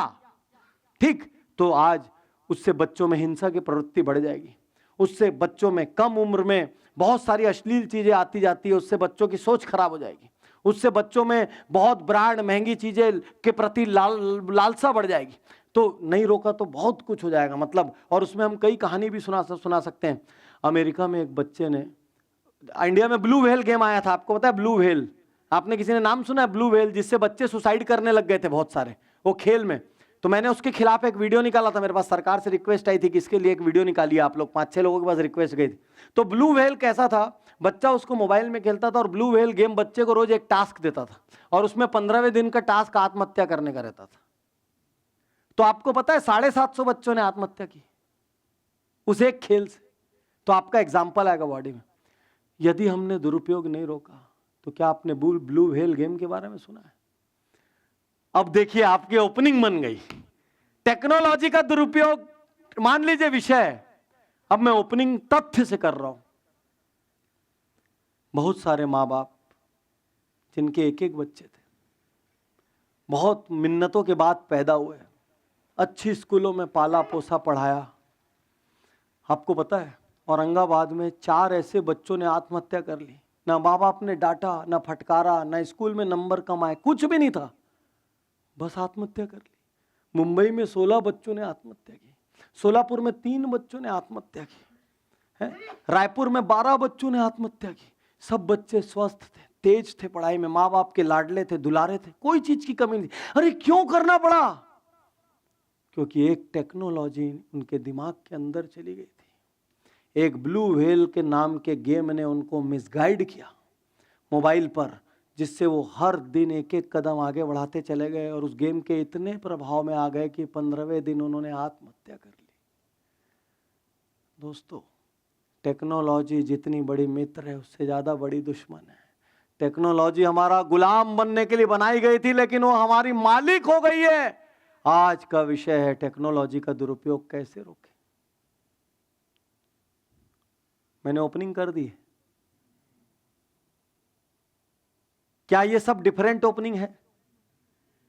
और क्या ऐसी ओपनिंग में फिर ऑडियंस लेफ्ट राइट हो सकता है? उसका ध्यान भटकेगा? नहीं भटकेगा, वो एकदम अलग ओपनिंग है, आंकड़े से ओपनिंग हो रही है। तो टेक्नोलॉजी का दुरुपयोग कैसे रोके, इसकी ओपनिंग हो गई। बॉडी में 3 पॉइंट थे। टेक्नोलॉजी का दुरुपयोग का प्रमुख कारण क्या, नहीं रोका तो क्या होगा, और उसका एंड था इसको कैसे रोके, और लास्ट में क्लोजिंग। अब हम क्लियर हैं 100%। क्या इसी तरीके से सोच पाएंगे? ओपनिंग, बॉडी में 3-4 मेन पॉइंट, बस उन मेन पॉइंट को फैलाना है तो बॉडी हो गई, और क्लोजिंग। तो सिर्फ 2 मिनट में मैं आपकी क्लोजिंग ले लेता हूं और फिर मैं आपको थोड़ा ब्रेक देता हूं।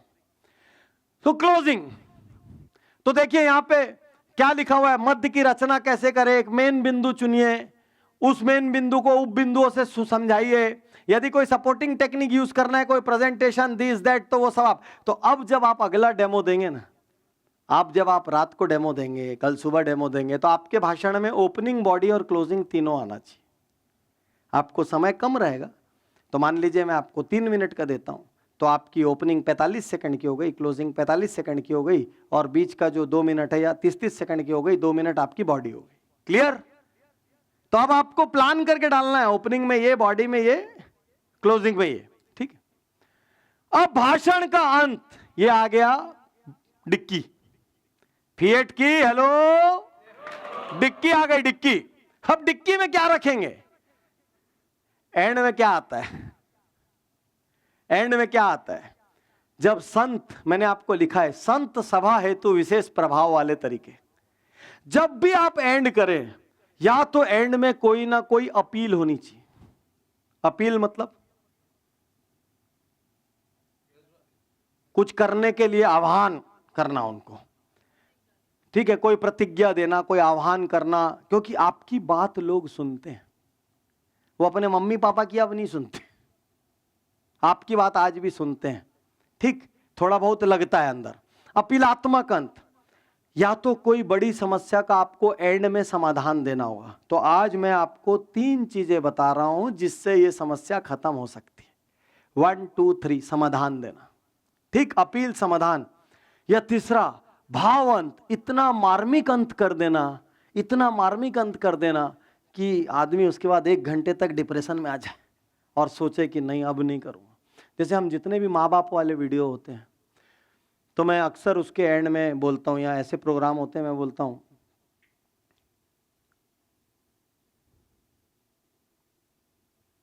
यदि साइलेंस ले लिए ना, ऑडियंस गई, साइलेंस ले लिए, तो माँ बाप का वीडियो का हम एंड कैसे करते हैं, या माँ बाप के कोई ऐसी जगह बोल। जब मैं क्लास 2 में था, मेरे पिता का देहांत हो गया था, और मैं इतना अभागा हूं कि मैं उनकी चिता को आग नहीं दे पाया, क्योंकि मेरे को तब ये नहीं पता था मरना किसको बोलते हैं। तो मैं क्रिकेट खेलने गया हुआ था, मैं क्लास 2 में था। उसके बाद मेरी मम्मी ने बहुत ज़्यादा तकलीफ़ों से मेरे को पाला पोसा, बहुत बहुत तकलीफ से बड़ा किया।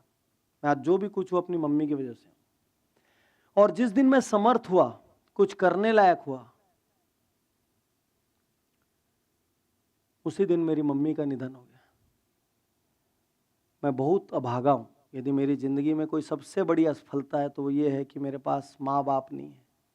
वो मेरी प्रतिष्ठा को नहीं देख पाए, वो मेरे धन को नहीं देख पाए, वो मेरी रचनात्मकता को, मेरे पुरस्कारों को कुछ नहीं देख पाए। और मैं जानता हूँ घर में माँ बाप की कमी क्या होती है, क्योंकि हर वक्त, हर महत्वपूर्ण अवसर पे जब किसी को आशीर्वाद देने के लिए ढूंढो और कोई आशीर्वाद देने वाला नहीं हो, तो कितना खालीपन लगता है ज़िंदगी। आप लोग के पास माँ बाप हैं, ग्रांटेड मत लीजिए।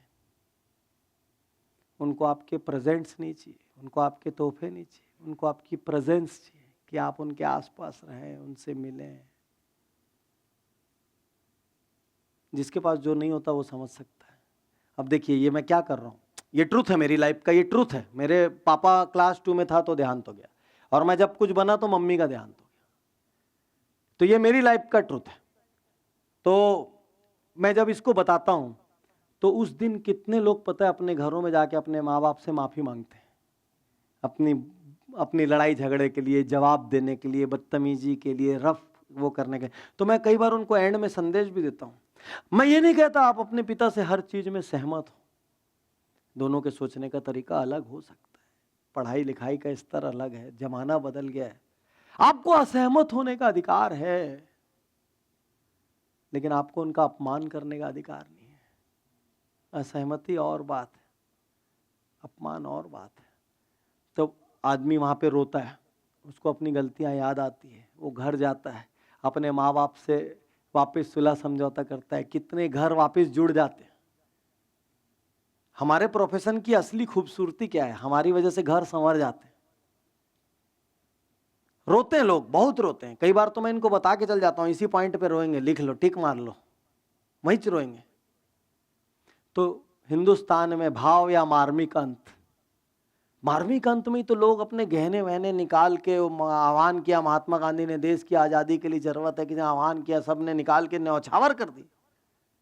लॉजिक लगाओगे तो कोई न्यौछावर करेगा क्या? लॉजिक लगाने पे एक आदमी आगे 1 लाख का दान ना करे लॉजिक में, लेकिन जब उसको समझ आता है भगवान ये वो लार्जर देन लाइफ, जब वो सोचता है तो लॉजिक एक किनारे हो जाता है। क्लियर? तो भाव अंत, मार्मिक अंत, वादा वचन अंत। जब आप एंड में लोगों से वादा, मैं आज आप सबसे वादा लेना चाह, मैं आज जैसे मान लीजिए वही तेज गाड़ी वाला एग्जांपल एंड कर रहा हूं मैं। दोस्तों आप अपनी गाड़ी 20 किलोमीटर तेज चला लेंगे स्पीड से, हो सकता है जहां जाना चाहते हो वहां 5 मिनट पहले पहुंच जाएं, लेकिन आज के अखबार में 247 लोगों की मृत्यु सिर्फ थोड़े से तेज चलाने से हुई। आपके घर में आपका बच्चा आपका इंतजार करता है, आपकी पत्नी का जीवन आप पे आधारित है, आपके माँ बाप के आप बहुत प्रिय हैं। 5 मिनट लेट पहुंच जाओगे तो क्या होगा? और सोचो एक पल को नहीं रहे तो क्या होगा? ज्यादा सरल क्या है, 5 मिनट या जिंदा रहना? यहां तक लेके गए। तो मैं आज आप सबसे एक वादा चाहता हूं, चाहे कुछ भी हो जाए, आप अपनी गाड़ी इस स्पीड से ज्यादा नहीं चलाएंगे। आप में से कितने लोग ये वादा करने को तैयार? और जिनको भी अपने माँ बाप से प्रेम नहीं है, पत्नी से बच्चे से प्रेम नहीं है, सिर्फ उस गति से प्रेम है, तो आप मत करिए मेरे से वादा, आप मत करिए, आप मत करिए, आपका वादा नहीं चाहिए। जो निभा सके उसका वादा चाहिए। एक बार आंख बंद करिए और अपने बच्चे की तस्वीर देखिए और सोच के देखिए आप नहीं है और उसका क्या हाल है। बंद करिए अपनी आंख, सोचिए। आदमी आंख बंद करता है उस वक्त आपने एंगेज कर लिया ऑडियंस, और उस वक्त बहुत सारे लोग कसम लेते हैं। हालांकि लोग बदमाश होते हैं, कसम तोड़ देते हैं 2-4 दिन में, लेकिन ठीक है, सोच में तो आया वो चीज, कभी ना कभी तो काम करेगा। तो वादा वचन अंत, किसी कविता से अंत। तो आज जाते जाते ये पंक्तियां सुनाकर मैं अपनी जगह ले रहा हूं, और आपने एक पंक्ति सुनाई कुछ भी ठीक हास्यपूर्ण, लास्ट में हंसाते हंसाते, जैसे मैं एंड कर रहा हूं। आप लोग पूरे समय मुस्कुरा तो रहे थे, लेकिन मैं जानता हूं आप मन ही मन दुआ कर रहे थे। पाटनी जी की वजह से आज घंटों से यहां बैठे हैं और आपने मेरे अत्याचार को हंसते हंसते झेला है, लेकिन मैं जानता हूं आप मन में क्या सोच रहे। तो लोग कहते अरे नहीं नहीं सोच रहे सर, मजा आया, बहुत मजा आया, नहीं सोच रहे थे, बहुत अच्छा था। तो आपने हास्य के नोट पे एंड कर दिया। आभार अंत, एक कॉमन अंत, आभार अंत कि आपने मुझे मौका दिया, दिस दैट, आप सबने अच्छे से सुना, मैं आभारी हूं। तो ये हुआ क्लोजिंग। तो अब क्या क्या हो गया? ओपनिंग, बॉडी और क्लोजिंग। अब आपको क्लोजिंग के लिए सोचना है मैं एंड में क्या अपील दूंगा। तो आपको याद आएगा मेरे वक्तव्य का गोल क्या था, उद्देश्य क्या है भैया आज के प्रोग्राम का। नहीं तो पता चला पूरी राम कहानी बोल दी, उद्देश्य से छूट गया। इधर फैलाए, उधर फैलाए, उधर फैलाए, सब तरफ फैलाए, लेकिन जो चाहिए था वहां नहीं फैलाए। तो क्लोजिंग में आपको पता रहता है, अब कहीं भी फैला हो, लास्ट में पूरा रायता समेटो और समेट के फाइनल लास्ट हथौड़ी मारने का है क्लोजिंग। तो क्लोजिंग जब आप प्लान करते हो ना, आपका स्पीच चाहे छोटा हो चाहे बड़ा हो, ऑडियंस कभी निराश नहीं होता, क्योंकि एंड में उसको चीज बंद के मिली, एंड में उसको चीज बंद के मिली। ठीक, आपके यहाँ इतने बढ़िया लड्डू बनते हैं, लेकिन वो लड्डू बिखरे रहते हैं तो उसको कैसे लेके जाओगे, थैली में दो। जब वही गोल होके बंद के मिलते हैं ना, तब वो खाने लायक बनते हैं सही तरीके से। उसके पहले बिखरे हुए में वो चखने लायक होते हैं। जो बनाता है वो चखता है स्वाद ठीक आया कि नहीं, लेकिन जब वो दबा दुबी के गोल शेप में होते तब जाके उनको डब्बों में रखा जा सकता है और किसी को गिफ्ट किया जा सकता है। ठीक इसी तरीके से जब आपका भाषण समेट सूट के एंड गोल क्लोजिंग के साथ खत्म होता है, तो ऑडियंस को पता लगता है इसको मेरे को कितना लेना है और ले जाके घर में किसको किसको क्या क्या बताना है। क्या हम यहां तक क्लियर? सरल हो गया भाषण। अब आपको कोई भी भाषण देने बोले, आप क्या सोचोगे? ओपनिंग में क्या डालूं? अब आपको पूरा भाषण नहीं सोचना है, क्लोजिंग में क्या डालूं, चलो ये आइटम यहां से निकाले, ये आइटम से तू ओपनिंग में बैठ, तू क्लोजिंग में बैठ। हाँ, अब बीच में क्या पॉइंट देना है, चलो बीच का देख लेंगे। कुछ नहीं है स्पीच का विज्ञान, कुछ भी नहीं। अब हम जब ब्रेक के बाद आएंगे तो मैं आपको समझाऊंगा हाथ उठाते नीचे कैसे गिराते हैं, विराम कैसे लेते हैं, आवाज को उतार पटक कैसे करते हैं, कैसे करते हैं। क्योंकि आप दो लोगों को ना सेम चुटकुला दे दो, एक के सुनाने पे आपको हंसी आएगी, दूसरे पे नहीं आएगी, राइट? दो लोगों को सेम शायरी दे दो, एक के में मजा आ जाएगा, ताली बज जाएगी, और दूसरे के में कुछ बोल तो रहा था, जबकि शब्द सेम टू सेम रहते हैं 100%। मैं डॉक्टर उज्जवल पाटनी आप में से 10 लोग को स्पीच सेम लिख के दे दूं और आप same to same word to word बोलोगे, आप सबका प्रभाव अलग अलग आएगा। तो वो प्रभाव कैसे आता है? वो प्रभाव उतार चढ़ाव से आता है, वो प्रभाव पॉज से आता है, वो प्रभाव बॉडी लैंग्वेज, हाथ से, आंख से, आगे घटने से, पीछे होने से, इससे आता है। ये प्रभाव है, स्पेशल इफेक्ट से आता है, वो प्रभाव है। अच्छा चलो बस मेरे को ये बताओ, यदि आपके स्पीच ये 3 गाड़ियों जैसे हो तो कोने वाली गाड़ी में क्या होगा? राइट वाली गाड़ी में क्या होगा? ना उसमें ओपनिंग है और ना उसमें क्लोजिंग है। तो बंदा आया, बक बक बक बक किया, ना उसने भूमिका बांधा। तो वो सूचना जैसे देते हैं ना, हाँ मैं सूचना देना चाहता हूं, इतने लोग जो हैं आप परीक्षा में फेल हो गए, धर धर रोल नंबर बताए, चल दी। ना ओपनिंग ना क्लोजिंग। तो सूचना देने के लिए वो काम आती है मारुति वैन। ठीक, अब नीचे वाले को बताइए, ये ऊपर तो प्रणव ने गलत गाड़ी लगा दी, खैर नीचे वाले को बताइए। ओपन तो हुआ, बॉडी भी आई, लेकिन पब्लिक को ये समझ नहीं आया, भैया इतने बड़े स्पीच में से मैं लेके क्या जाऊं? अरे क्लोज तो करके दो मेरे को, फाइनल पूरा फैला के दे दियो, पैकिंग कौन करेगा इसकी? तो बिना क्लोजिंग के भाषण में ना पब्लिक को ना लास्ट में समझ नहीं आता ये अचानक कैसे खत्म हो गया भाषण। ये कब होता है आपको बताऊं? जब ना आप टाइम ज्यादा खा लेते हो और आपको कोई भाषण को बंद करा देता है अचानक से तो गया आपका क्लोजिंग। अब पब्लिक हैरान परेशान, अरे इसमें तो कोई समरी आई नहीं। तो इसी चक्कर में क्या होता है, पहले से ओपनिंग क्लोजिंग को प्लान करना पड़ता है, बहुत लफड़ा होता है। नहीं तो ज्यादा लंबा रख लिया आपने। अब आपको 10 मिनट का टाइम मिला था जी, मजे से एक से कंटेंट मिली, जोरदार टाइप की डाटा कलेक्शन बेदम किया, सिलेक्शन बेदम किया, 10 की जगह 25 मिनट की बन गई। पता चला ओपनिंग में स्पीच का टाइम उड़ गया, बॉडी तक पहुंचे, बीच बॉडी में उड़ गया। और अब क्लोजिंग को एकदम हड़बड़ा के करने की कोशिश करते तो हो नहीं पाती। क्लोजिंग को भी ऐसे टेपर धीरे से उतरना पड़ता है ना, पैराशूट से थोड़ी गिर जाओगे, पहाड़ से तो धीरे से आओगे, ऐसे है। स्काई डाइविंग थोड़ी करते हो, कूद गए विमान से, ऐसा नहीं होता स्पीच में, ऐसे ही चढ़ते हैं धीरे से। पहाड़ है स्पीच, धीरे धीरे चढ़ेंगे, धीरे धीरे उतरेंगे, ऊपर जाकर बैठेंगे थोड़ी देर, बॉडी है वो। तो क्लोजिंग इसीलिए गड़बड़ाती है, एक तो क्लोजिंग का प्लान नहीं होना, सेकंड बॉडी का बहुत लंबा खिंच जाना, थर्ड टाइम को लेके कोई अंडरस्टैंडिंग में गड़बड़ हो जाना, फोर्थ अचानक कुछ उड़ जाना, पावर पॉइंट उड़ गया, लाइट चली गई भाई, अरे गुरुजी मेरे क्या हुआ, एक स्पीच शुरू हुआ, लाइट चली गई, साउंड बंद हो गया, अब 1000 आदमी बैठा हुआ है, क्या करूं क्या करूं।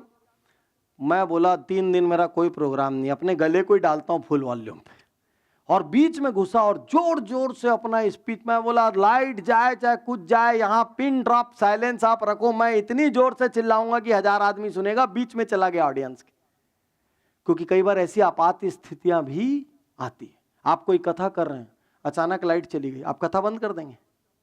भजन कर रहे हैं, बंद कर देंगे? नहीं, अपन क्या करते हैं, सब लोग गाना शुरू कर देते हैं, क्योंकि आप बंद करके बैठ नहीं सकते ना। तो ओपनिंग, बॉडी, क्लोजिंग। अब और क्या है, तो आज का टॉपिक है जीवन का उद्देश्य क्या है, और दूसरा थोड़ा सरल टॉपिक, भारत से भ्रष्टाचार कैसे मिटाएं। और 3 मिनट में आपकी ओपनिंग, बॉडी और क्लोजिंग चाहिए मेरे को। टॉपिक कठिन है क्या? तो अभी मैं जब आऊंगा तो आपको पूरा विराम विराम, हाथ की भाषा, ये सब पूरा बताऊंगा, और रात को फाड़ना है, आज आग लगाना है। मतलब ऐसा भाषण देना है आज तक नहीं दी जिंदगी में, उग्र दल वाला भाषण, गरम दल। ठीक ईसीजी मरा हुआ नहीं, ठाक ठाक ठाक, पूरा ऑडियंस को एंगेज करके कठपुतली बना देना है। मंजूर?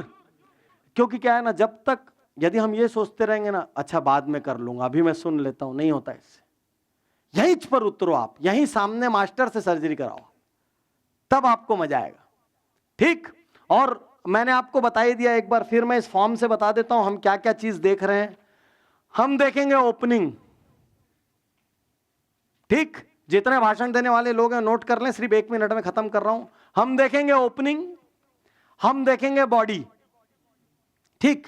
हाँ, मात्र 2 मिनट की बॉडी है जी, कुछ नहीं आएगा, बहुत छोटी बनेगी। हम देखेंगे आई कांटेक्ट। ठीक? Eye contact. हम देखेंगे हैंड मूवमेंट। ठीक? हम देखेंगे पैरों के मूवमेंट। तो यदि आप पोडियम यूज करेंगे तो पैर के मूवमेंट की कोई बहुत दरकार नहीं है, हालांकि मैं अभी सब बताऊंगा। हम देखेंगे टाइम यूटिलाइजेशन, मैं 10 सेकंड कम 10 सेकंड ज्यादा की परवाह नहीं करूंगा। ठीक? हम लेकिन देखेंगे कि टाइम के आसपास तक तो पहुंचो। जैसे आज सुबह 2 मिनट का टाइम दिए थे, किसी ने 49 सेकंड में खत्म किया, किसी ने 1 मिनट 11 सेकंड में खत्म किया, तो 2 मिनट भी अपन यूज नहीं करेंगे तो कैसा चलेगा? अपने तो कथाकार है, अपने को तो घंटों वाला मामला है। ठीक? स्पेशल इफेक्ट, आप क्या स्पेशल इफेक्ट डालेंगे ऐसा? जैसे मेरा स्पेशल इफेक्ट है, हेलो, ये मेरा स्पेशल इफेक्ट है। आप क्या स्पेशल इफेक्ट डालेंगे, देखते हैं कुछ निकाल पाते हैं क्या? नहीं निकाले तो भी कोई बात। पॉज, कि रुकते हैं कि नहीं, ठहरते हैं कि नहीं। जब बॉडी है तो उसमें ठहराव चाहिए, ओपनिंग क्लोजिंग उग्र होती है। ठीक? अभी मैं आओगे तो पूरा बताऊंगा, एकदम मजा आ जाएगा आपको। अच्छा, इतना सरल है। ठीक? वेरिएशन, वही उतार चढ़ाव। ठीक है? आप पेपर लेके बोलते हैं कि छोटे से कार्ड से बोलते हैं। ठीक? आप चाहो तो पाम कार्ड, एक विजिटिंग कार्ड मैं आपको निकाल के दिखा रहा हूं, मैं आपको शाम को एक कार्ड बनाकर भी दिखाऊंगा।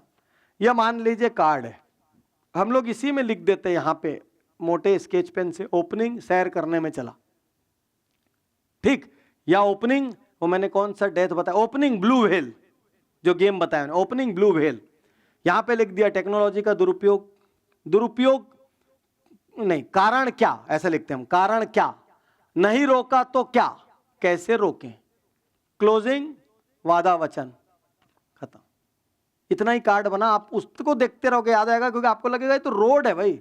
जैसे आप रोज अपने आश्रम की जाने की रोड नहीं भूलते यहां से वहां तक, वैसे ही आप नहीं भूलोगे। अब इसी कार्ड को हम लोग ऐसे जेब में रख के आते हैं। देखिए मैं आपको दिखाता हूं, ये कार्ड के साथ मैं जा रहा हूं, ये मैं नीचे से जा रहा हूं, कार्ड मेरी जेब में है ना, और मैं अपना गया यहां से जा रहा हूं।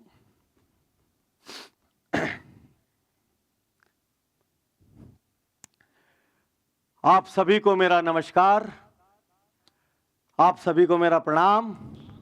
कार्ड आ गया ऊपर, किसी को पता ही नहीं चला कार्ड आ गया। तो बड़े पेपर बनाने की जगह 1 कार्ड या 2 कार्ड भी बना लो और यहां पे लाके दोनों कार्ड को फैला दो। तो आप कार्ड को क्या अपने हिसाब से यहाँ खिसकाओ भी तो कार्ड आवाज नहीं करता, क्योंकि कार्ड मोटा रहता है। हम लोग इसी विजिटिंग कार्ड के प्लेन वाले को यूज करते हैं जिसमें प्रिंट नहीं होता। तो उसी में 2 कार्ड भी बना लेंगे, उसमें 1 लिख देंगे, 2 भी लिख देंगे, कभी लंबा रहा तो 3 कार्ड भी बना देंगे। बस कार्ड ऐसे लेके आते हैं, यहाँ से आए, ये तो जीन से जैकेट इसलिए थोड़ा सा अटक रहा है, नहीं तो नॉर्मल सूट में तो यहाँ की जेब में रहता है और कुछ नहीं होता। ऐसे आएंगे ऐसे धीरे से।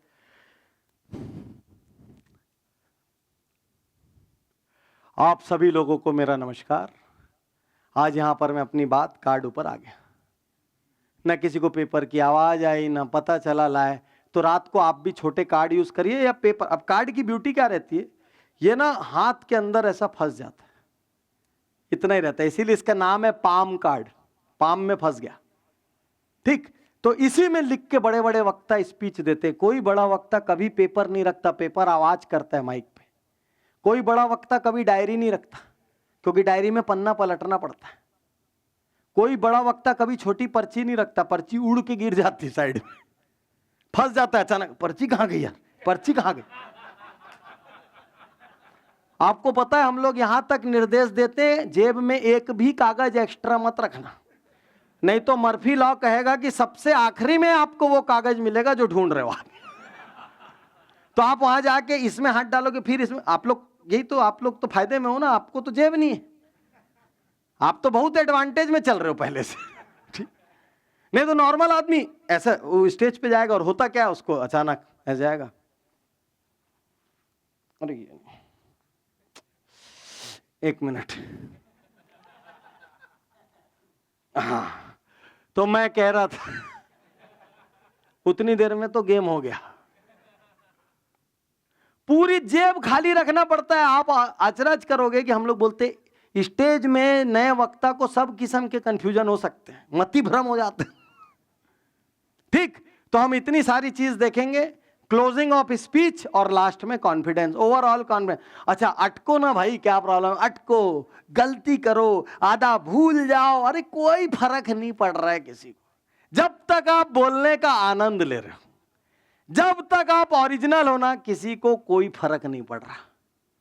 ठीक, और कौन सही है उसके जीवन में कोई जन्म या मरण का दिन है कि अभी आप एक गलत भाषण दोगे और नीचे 100 लोग लेट जाएंगे, ऐसा तो होना नहीं है, कुछ जन्म मरण तो हो नहीं रहे।